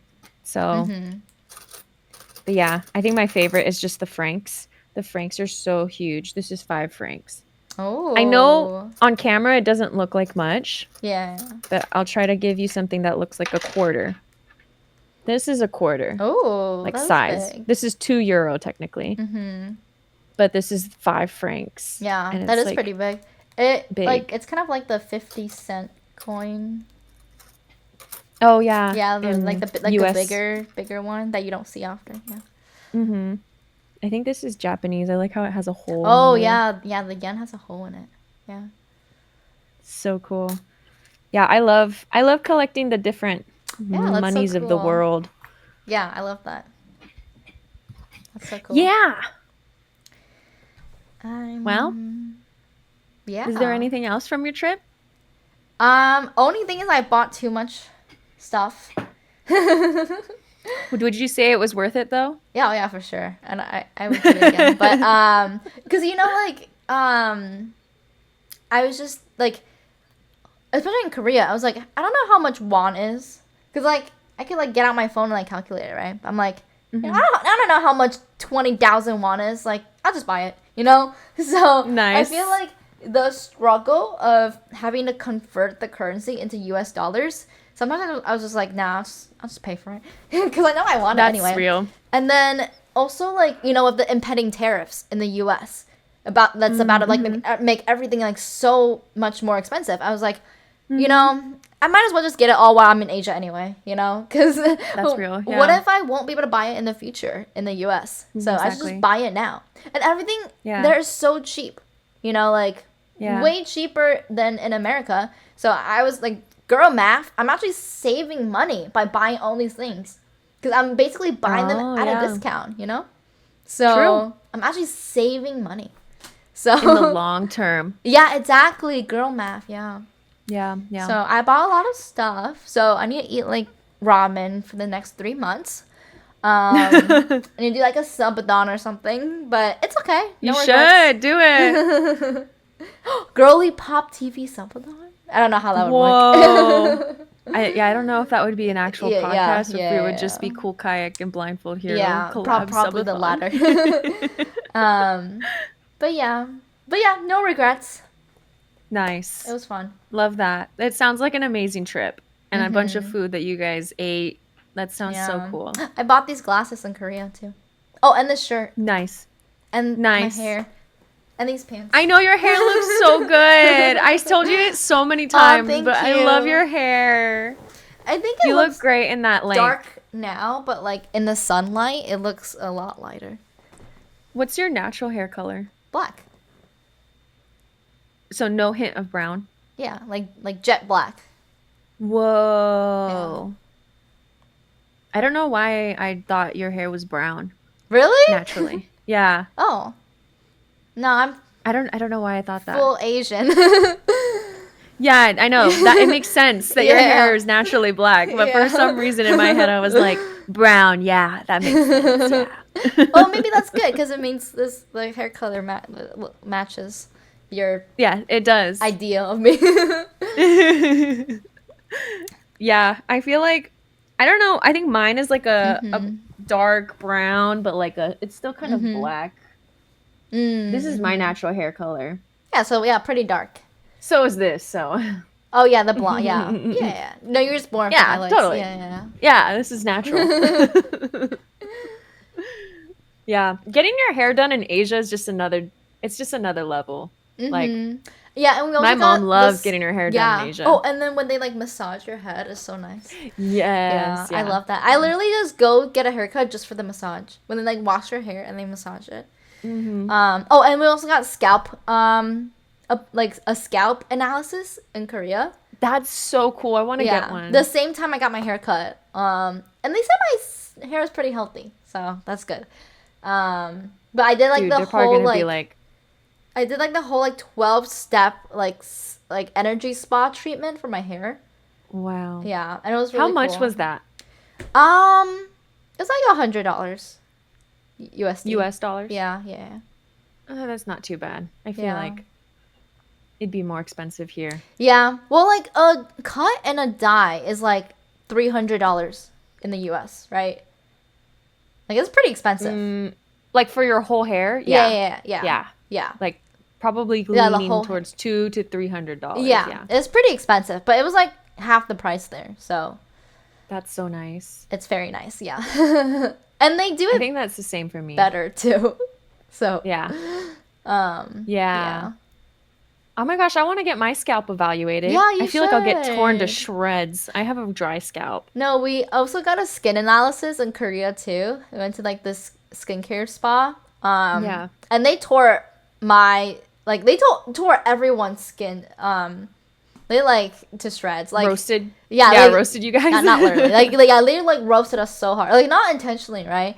But it was basically like I think my skin age was like 29 or like 30 something. I don't know. It was like pretty high, and like they had like different categories of like your skin. It was like your pores or like spots, dryness, and all of my categories were in the red except one. Like they're all it was pores. So I have pretty good pores. Yeah, okay. Nice. I'm looking at it right now. So the categories are like pore, wrinkle, elasticity, spot, UV spot, skin tone, skin texture, and nasolabial fold. And they were all red. Huh. I want to get mine evaluated now. Yeah, and then like they literally like scan your entire face, and they even show you like the spots that are under your skin that you can't see, you know? And they're like, so cool. If you don't put on sunscreen, these spots could come out on the surface. Oh my God, that's so high tech. I know. Like they literally show everything. I can show you later. But okay. They literally show you everything, and they like give you so much like details about your skin, and then they give you recommendations for like what products you can use to help. But the main advice give wear sunscreen. Like every time you step out of the house, even if it's a cloudy day, wear sunscreen. Like sunscreen is so important. Yeah. No, that makes sense. I only use it once a day, but I know you're supposed to like reapply. Yeah, you're supposed to like reapply like every 2 hours or something, and which I definitely don't wild. Do. Yeah. I don't do that either. But yeah, I was definitely very humbled when I saw my picture and they just like all like my spots and wrinkles were like hyper like zoomed in. Like they literally had like like an ultra like what's it called? Like it was like a X-ray picture almost of like all like the melatonin and like I guess like the spots and like you know uneven skin texture like you can't see that's like under your skin like that's like hidden, you know. And I was like, whoa. Oh my God. It was crazy. Like their technology, like especially in terms of skincare in Korea, is like the highest like in the world. So. I mean, it makes sense. Like everybody's skin probably looks amazing there. Yeah, they do. Like literally, like everyone looks like a K-pop idol in Korea.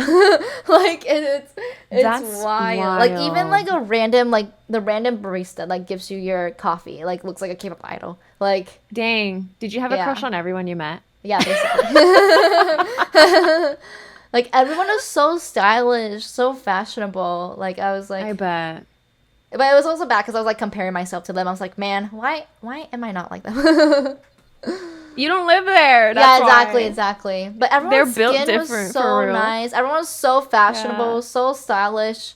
Like Taiwan too. Like I'm like, wow. Yeah. People in Asia That's how I like felt. know what's up. When I went to Japan, I was like, dang, everyone dresses really cool here.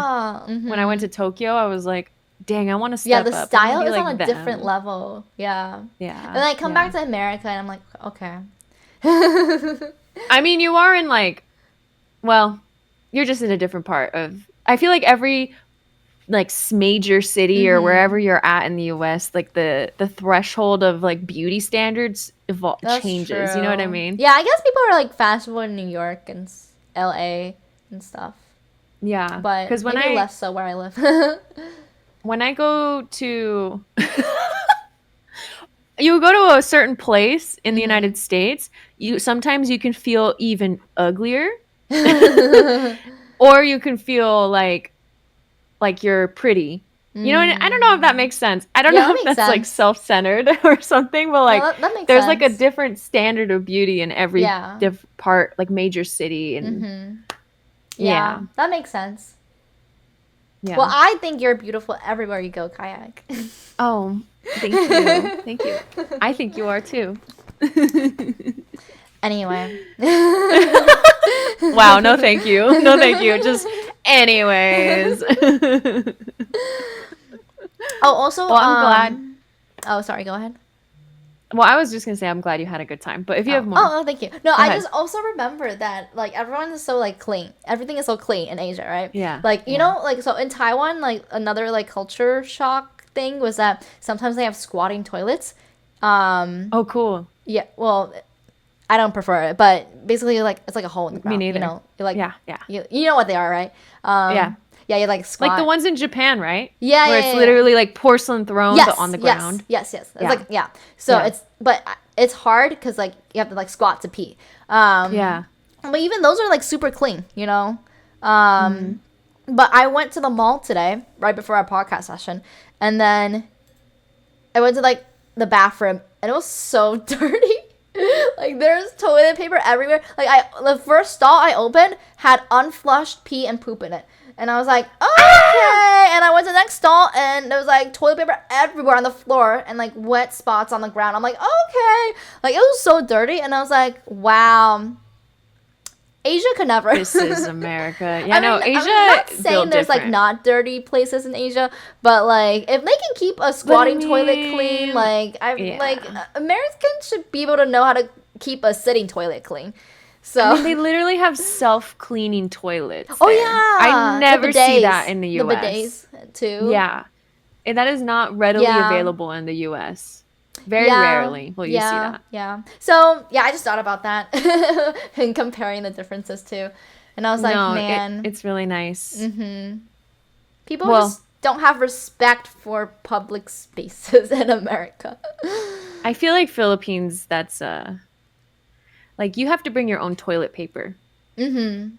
Like you can't. There's no toilet paper usually that's readily available, so you always have to keep tissues with you at all times. Yeah, in Taiwan, some places it's like kind of like 50-50. Like some places, some bathrooms, like you have to bring your own toilet paper too.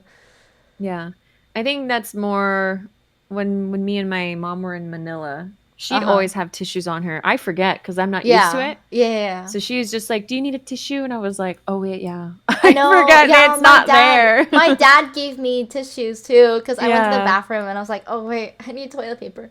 But it's not in Taiwan. It's not like all the places. It's just like some. But maybe it's a good idea so you don't like waste a bunch of toilet paper. You know. True, and also like a lot of the toilets didn't have toilet seats, so I felt like I had to squat a lot. Yeah. In the Philippines, I really got my leg strength up.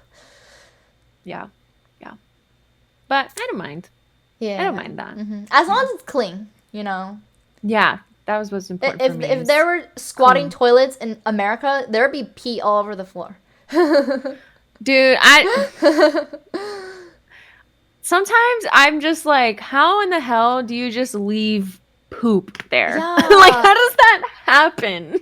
Yeah, like how do you just not flush? Like, did you forget? Like, I don't understand, you know? It's so second nature for me. Sometimes I'll psych Yeah. myself out. I'm not gonna lie. So sometimes I'll be like, oh my God, did I flush? I'll book it to the bathroom that I use. And I'm like, oh yeah, I did. Oh, really? You It's would so second go nature. back? Yeah, I'll go back sometimes, especially if I'm like in a workplace or like Yeah. I'm, you know, it's like a reoccurring place I'll be going to the bathroom to. I'll like double check.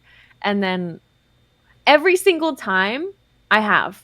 It's That's just good, that like yeah. it's so second nature for me to flush. I'm not even thinking about it. I'm just doing my business and going. Yeah, exactly. I'm like, how do people not flush? I don't understand. Like, how do you just like, is it like poop? How do you poop? Yeah, and that's just leave? wild. Like, leave. That one's wild. Like, how do you poop and then just leave? Like, huh? Like, I'm like double checking my toilet and all that stuff at once I'm like, you know, when you flush, sometimes it's not all the way flushed. You gotta make sure it's all clean and whatnot. Yeah. So, I don't know why people are like that.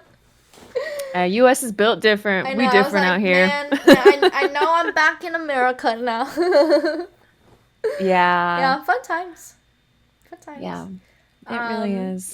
Yeah. Do you have anything else you want to share about international trips? I hardly talked about Europe. I'll share some Europe stuff. Real quick. My experience when in Europe is that Germany is incredibly clean too. Very clean. They prioritize bicycle paths and safety for that. So they, even on the freeways, they'll have designated bicycle paths, but it's like separate from the freeway. Like it's near the freeway, but it's separate. Oh, okay, yeah. And most people in Germany are very respectful drivers. Like there's no, I mean, I feel like US just has really bad road rage here. In Germany, that's not the case. Like it's very respectful with the way they drive. Yeah, very clean roads. Everywhere you go in Germany is just very clean. Even Berlin. Like honestly, when I went to Berlin, I was like, I could kind of see myself going, like staying in Berlin for a long period of time. I don't know about living there, but and also, oh my gosh, wait, I have a story. Okay, I have a okay, story. go ahead. Okay, so like what I was saying about the bicycle paths, like it's a really big thing for bicyclists to have safety with cars. They're like equivalent to pedestrians. Like it's law to make sure that they're also safe on the road. One time we were all like going to a Christmas market because Christmas markets are very prevalent across Europe. And that's where like there's a bunch of food, hot chocolate, you know, alcohol and cool trinkets that you can buy. And we were visiting one in Berlin. And my mom opens the door and there was a bicyclist she didn't see. And this person went over the door and landed. So she opened the door. So we're parked, right? She opened the door while a bicyclist was coming. And the bicyclist went over the door and over landed. The door? How tall was the door? Yeah, because it hits the door. Because it's like the bicycle hit the door. The bicycle hit the door, which launched the actual person off the bike. So the person went over the door. Yeah, the bike stayed and like fell, but the person went over the door. And like it was really scary. Was the person okay? They were fine. I mean, like in the moment we're like, oh shit, like this is an older person too. Oh my gosh. And like the cops immediately showed up. Like like that time, I don't know how, like if they saw it from afar or someone else called, but they showed up within minutes. Yeah, within minutes. And it's like a van. Like they have van type of police vehicles. So it's like it's like a clown car of a bunch of cops coming out of the van. Wow. And all of them were like hot models. I'm not even joking with you. The police? A lot of them. The police were all hot. I'm not joking. They looked like models, and I was like, oh my god, I'm very thankful to be here. And witness beauty. I hate that it's under this circumstance though. But yeah, like just a bunch of cops came out of that van, and it wasn't like, I feel like in the US that's scary. Like, personally for me, I would be having a heart attack if I saw that shit in the US. In Berlin, it didn't feel as scary. Like, they were just like, hey, what's going on here? Kind of very like, hey, what's happening? I see what, da-da-da-da, you know. So it wasn't like violent or scary in any other way, other than the fact like what's going to happen. We didn't know what was going to happen. It ended up fine, but it was just like an interesting experience witnessing that as an American, and like knowing how, you know, cops in America is just kind of a different vibe, and like being in Berlin and just seeing like a van clown car type of vehicle of just a bunch of models coming out of a car, and like, I don't know, I was like, dang, Berlin's awesome. Wow, that's amazing. Imagine handsome cops. Imagine not being scared of the police. What a concept. I know, right? I mean, I know my mom was very like, oh no, like she was worried, but it ended up being okay. And like everybody was very nice about it, even the person that got hurt in the incident. I'm not sure if like I don't think they had to go to the hospital or anything, but like I know their jacket took quite the hit. They got like punctured jacket. That sounds scary. Other than that, yeah, it was in the moment. It was like, oh shit, what's gonna happen? But no, it ended up fine. But it was just like funny to see the handsome cops. Wow, that's kind of wild. Berlin's different. Time to rizz up the popo. No, literally the whole time I just kind of stayed on the side like, whoa. Like, okay. Yeah, just witnessing it. Wow, I love that. Berlin's really what's cool. What's your favorite country that you've traveled to, visited?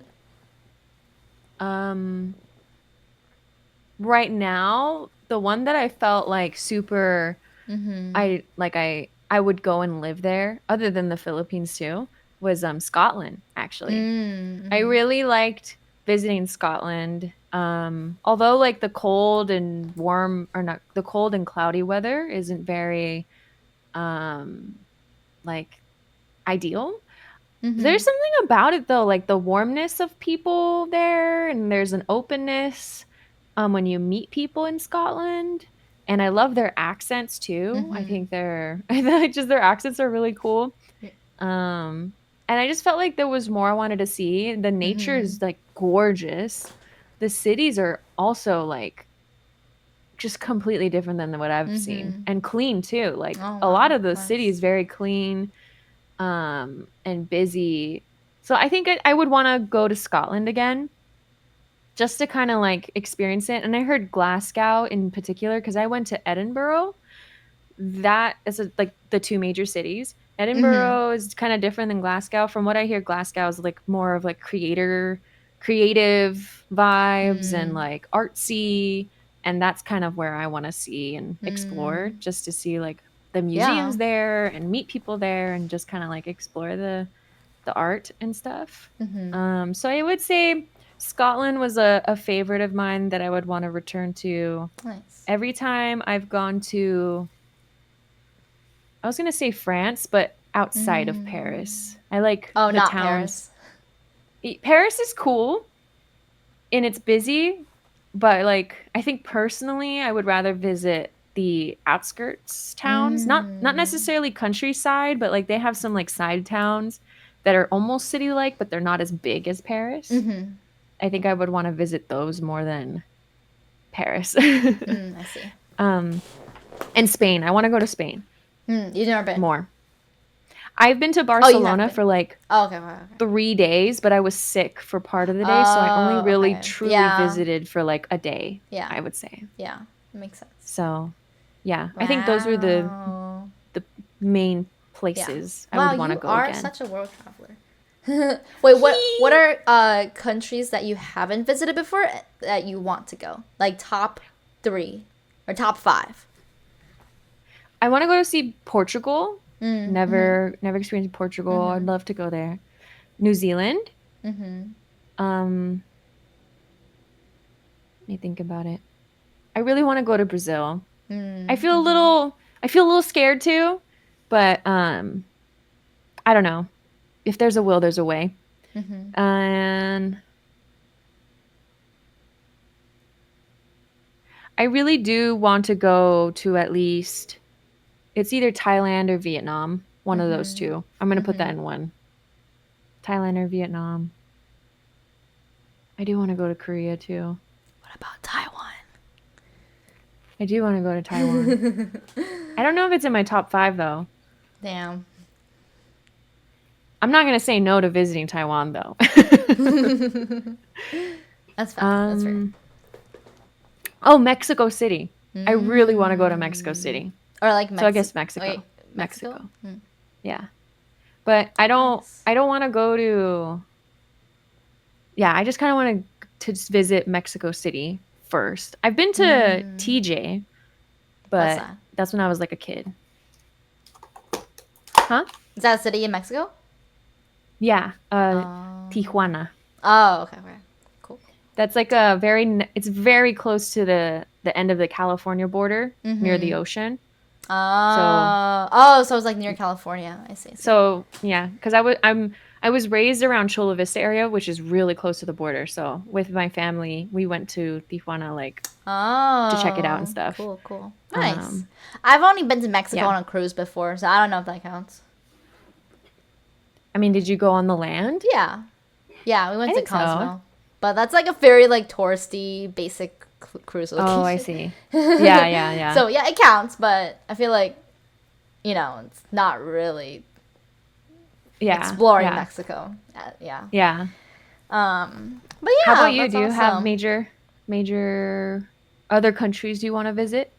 I want to go to Canada because I've never been. Nice. I guess I haven't really been like in Europe. I've been to Italy, but that's the only country in Europe I've ever been to. So I guess like European countries like Germany, France. Like I want to take my mom to France because she majored in French for undergrad. What? Yeah, but she's never been to France. Are you serious? And she's doing French on Duolingo like every day, like as of now. So, oh my god, yeah, she should go. But she's never been to France before, so I want to take her to France. That's so cute. And then I don't know. Yeah, so I guess like European country because I've explored like a lot of Asia, but not Europe. Yeah. So yeah, maybe like South Europe's America too. I don't know. Seems hot. I know. Though. I wanna see South America too. I just so far it's only like I know one place in Brazil I really want to go to, but other than that, I haven't really explored other places I would want to visit. Would you want to go to Antarctica?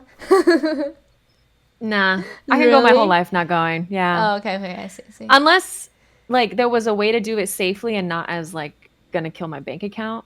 Yeah. Then maybe I would do it. But isn't it just more of so like science research down there? Yeah, it is. But people want to go just to say like, they've been to every continent, and it's like cool to see the penguins in their natural habitat and ice. I guess. Oh, that's true. Yeah, but I know like in order to get to Antarctica, you have to cross this like passage. I guess like it was basically like the this block of water between South Africa and Antarctica, and it's called I don't know what it's called, but it's like I think like the most like one of the most dangerous like water passageways in the world, and like everything is like it can get like super like rocky. Oh, that sounds scary. Yeah, so I would be so nauseous. Yeah, I don't know if I'd be able to do that. Yeah, like it will be like just like rocking back and forth for like days basically. Oh, it's called a Drake Passage. Yeah, the Drake Passage.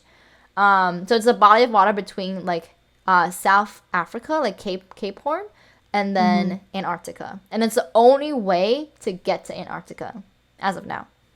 So you can only travel to Antarctica through the by Drake boat? Yes. You can't do it through plane. No, I forgot the reason why, but that's the only way to get to Antarctica. I'd assume it has to do with like poles and the way the Earth spins. Yeah, I don't know.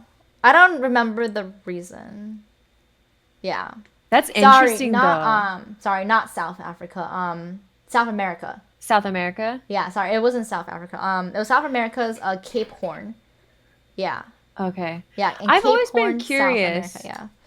I've always been curious of what's like that most southern part of South America and how that area is like. Because I'm sure it's like super cold there. Like, do they speak Spanish, Portuguese? I mean, I'm curious like, what it's like in, there. Like the bottom of like Chile and Argentina. Yeah. Yeah, like how the weather is like over there. You know, my dad lived in Brazil for like 2 years. Whoa. Yeah. Before I was born. Do you know? I don't know. You know what part? I don't know. I'll have to ask him. Yeah, he lived in Brazil for like 2 years before I was born. I don't remember why. Maybe he was trying to get his green card or something before he went to America. I don't know, something like that. Yeah. But yeah, I don't know where. That's so cool. Yeah. I really want to go to Brazil one day. One day. Yeah. Yeah. But yeah. Cool. Yeah. Yeah. Traveling's cool. I know. Do it if you I want to can. travel more, but I need more money. So subscribe. Please subscribe. Yes. Your sub will fund our international trips. Yes. Okay. Is there anything else you want to talk about for international traveling? I think that's really it so far. I think, yeah. I do want to explore Canada more. I've only been to Vancouver. It's the only part of Canada I've been to. But I do want to travel more. I do want to do traveling without my family. I think that's the like I've mostly traveled with my family than I have traveled with friends or by myself or stuff like that. So I'd like to do more friend or solo traveling. Yeah, GirlyPop TV international trip. International tour. Yeah. I think that's my next thing I want to do. My sister and I have this thing where like it's a parallel traveling. That's what we're calling it. So it's like we're parallel solo traveling. We're both doing our own thing. Like we have an understanding we're going to do our own thing, but we're going to like share hotel expenses or like, those expenses. But we are under the agreement that we're going to make our own things. And then sometimes meet up every now and then to like do stuff. But yeah. So that one's like an interesting thing that my sister thought of where I was like, okay, I'd be down for that. Yeah. Yeah. That is pretty interesting. That's a cool concept idea. Yeah. Yeah. And that's it for me. Okay. Cool. Yeah, well, this was a fun episode. Yes. Pretty long. Yeah, I had a lot of fun talking about this. But I know. really I was like, I know. We're reaching 2 hours. Before we started the podcast, we were like, yeah, we're going to keep this 1 hour. 1 hour episodes, but now here are 2 hours. But it's okay because we love yapping and yes. Sure you guys love to hear it too. Okay, well, we'll be back with our next episode like in 2 weeks-ish. Yes. Okay. Right. Thank you so much for watching. Yes, thank you, everyone. Don't forget to I appreciate subscribe, leave us a comment about your favorite trips, international trips you want to go on, you have been on. We'd love to know. And we'll be yapping again next time in our episode 8 podcast. Yes. And until then, bye, cuties. Bye, cuties. This has been Blindfoldhero. And Koolkayak. All right. Bye, cuties. Bye, cuties. Stay cute. That could be our our slogan. Stay cute. Yeah. Stay cute, my friends. Stay cute. Yeah. But it'd be like cute, like KUTE to like match the K. Oh, yeah. Stay cute. Yeah. Okay. Bye. Stay cute. Bye.